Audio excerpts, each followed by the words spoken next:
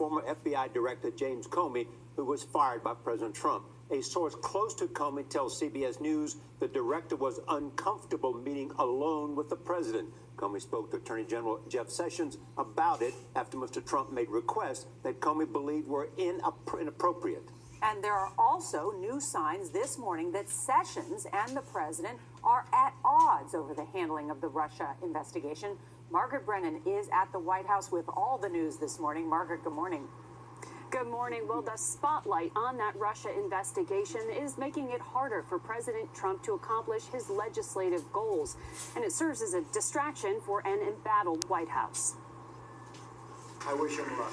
President Trump made no mention of acrimony toward fired FBI Director James Comey, who is set to testify to Congress on Thursday, even joking with Republican lawmakers about the rising profile of his son-in-law, Jared Kushner. Jared's actually become much more famous than me. I'm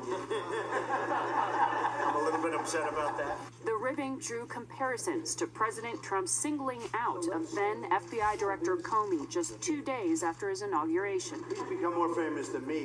A source close to Comey tells CBS News that the president's outreach amid an ongoing FBI investigation made the former FBI director so uncomfortable that he asked Attorney General Jeff Sessions not to leave him alone in a room with Mr. Trump.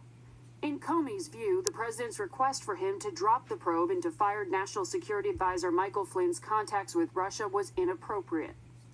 But a source says Comey will stick to the facts and will not accuse the president of trying to obstruct justice. Few others can say that their work matters so much.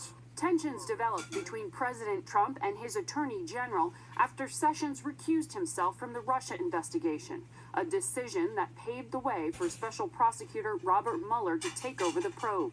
White House Press Secretary Sean Spicer refused to say whether Mr. Trump still had confidence in Sessions.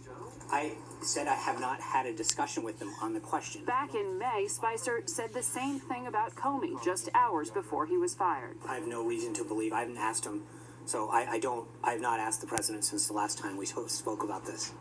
Sessions Deputy Rod Rosenstein, as well as the Director of National Intelligence Dan Coats, will speak to the Senate Intelligence Committee today.